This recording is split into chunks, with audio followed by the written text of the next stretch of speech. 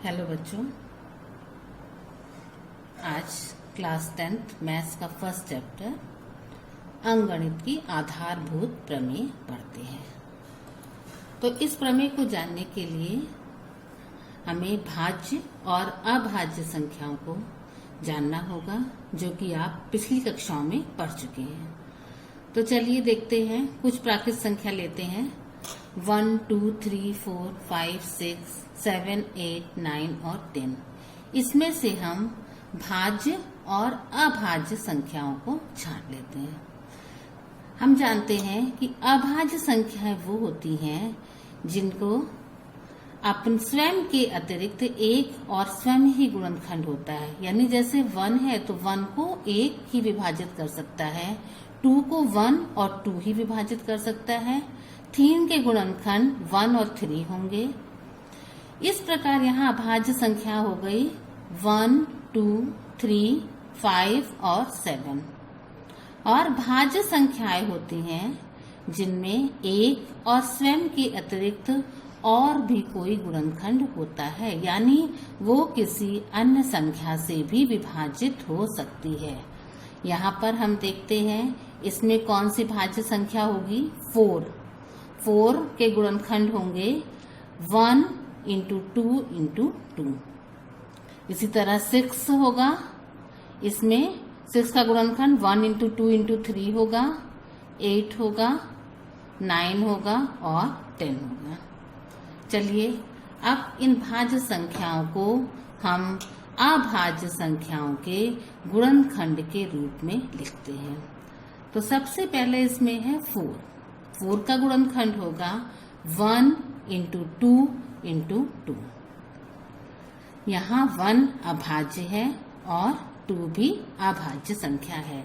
इसी प्रकार 6 को 1 इंटू 2 इंटू 3, 8 को 1 इंटू 2 इंटू 2 इंटू 2, 9 को 1 इंटू 3 इंटू 3 और 10 को 1 इंटू 2 इंटू 5। इस प्रकार हम देखते हैं कि जब भाज्य संख्याओं का हम गुणनखंड करते हैं तो हमें अभाज्य संख्याओं के गुणनखंड मिल जाता है।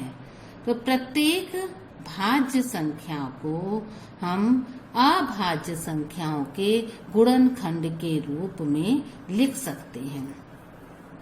अब इनका क्रम देखते हैं। यदि 4 को हम लिखते हैं 1 इंटू 2 इंटू 2, इनके गुणनखंड में कौन कौन सी संख्या आई? 1 आई, 2 आई, 2 आई।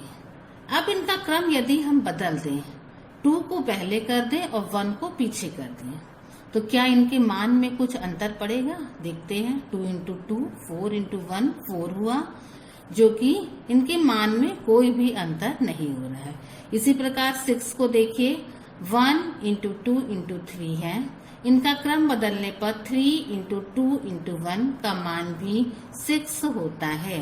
अर्थात यदि भाज्य संख्याओं को अभाज्य संख्याओं के गुणनखंड के रूप में लिख सकते हैं, चाहे क्रम कुछ भी हो।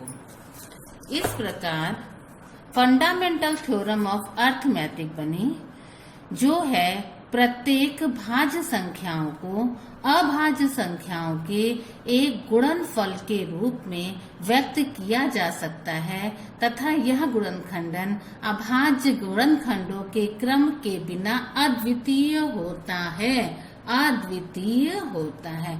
यानी कि इनका क्रम कुछ भी रहे, ये यूनिक फैक्टर्स होते हैं। यदि 6 का गुणनखंड 2 इंटू 3 है, तो इसको चाहे 2 इंटू 3 लिखिए या 3 इंटू 2 लिखिए, उसके गुणनखंड में 2 और 3 संख्या ही आएगी, उसके अतिरिक्त कोई और संख्या नहीं आएगी।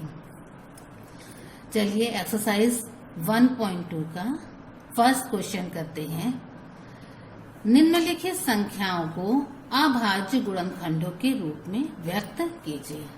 इसमें है 140। इसको कैसे करेंगे? 140 लास्ट में 0 है, ये 2 से जाएगा, 270 लास्ट में 0 है, फिर 2 से जाएगा। अब आ गया 5 3 की टेबल में भी लास्ट में 5 आता है, लेकिन ये 3 से नहीं जा रहा, 5 से जाएगा। ये आ गई अभाज्य संख्या। इसको जब तक करना है जब तक कि लास्ट में हमें अभाज्य संख्या ना प्राप्त हो जाए। तो इसका गुणनखंड हो गया 2 इंटू 2 इंटू 5 इंटू 7। इस प्रकार 140 के अभाज्य गुणनखंड हो गए 2 इंटू 2 इंटू 5 इंटू 7। इसी प्रकार 156 का देख लेते हैं। लास्ट में 6 है, 2 की टेबल में आएगा 8 आएगा, 8 है 2 की टेबल में आएगा, 3 जा 6, 2 9 जा 18, 3 से जाएगा, अब 13 से गया। इसके अभाज्य गुणनखंड हो गए 2 इंटू 2 इंटू 3 इंटू 13। इसी प्रकार 3825 के भी अभाज्य गुणनखंड निकाल सकते हैं। 3825 3 से जाएगा, फिर 2 जा 6, 3 7 जा 21, 3 5 जा 15, फिर 3 से जाएगा। अब ये 5 से जाएगा, फिर 5 से जाएगा। इस प्रकार इसके अभाज्य गुणनखंड हो गए 3 इंटू 3 इंटू 5 इंटू 5 इंटू 13। इस प्रकार हम किसी भी भाज्य संख्या को अभाज्य संख्याओं के गुणनखंड के रूप में लिख सकते हैं। अब क्वेश्चन नंबर 2 देखिए। 510 और 92 के HCF और LCM ज्ञात कीजिए तथा इसकी जांच कीजिए कि दो संख्याओं का गुणनफल बराबर HCF इंटू LCM। अब 510 ये एक भाज्य संख्या है, इसको अभाज्य गुणनखंडों के रूप में लिखते हैं। इसके अभाज्य गुणनखंड होंगे 2 इंटू 3 इंटू 5 इंटू 7। 92 के अभाज्य गुणनखंड होंगे 2 इंटू 2 इंटू 23। अब HCF निकालने के लिए इन दोनों में जो कॉमन होगा वो संख्या इनका HCF हो जाएगी, हाईएस्ट कॉमन फैक्टर। तो इसमें देखते हैं कि संख्या 2 इन दोनों में कॉमन है, इसलिए ये इनका HCF हो गया 2। LCM निकालने के लिए क्या करते हैं, जो कॉमन होता है उसको लेते हैं, बाकी जो संख्याएं बचती हैं उनको भी गुणा करके ले लेते हैं। तो इसका LCM हो गया, ये 2 हुआ, ऊपर वाले में बचा 3 5 17, इनका गुणा करेंगे। नीचे वाली संख्या में 2 और 23 बचा, इनका भी गुणा करेंगे।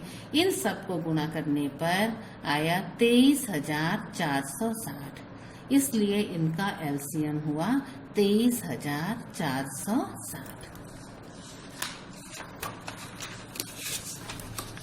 अब इन दो संख्याओं को गुणा करके देखते हैं। दोनों संख्याएं हैं 510 और 92।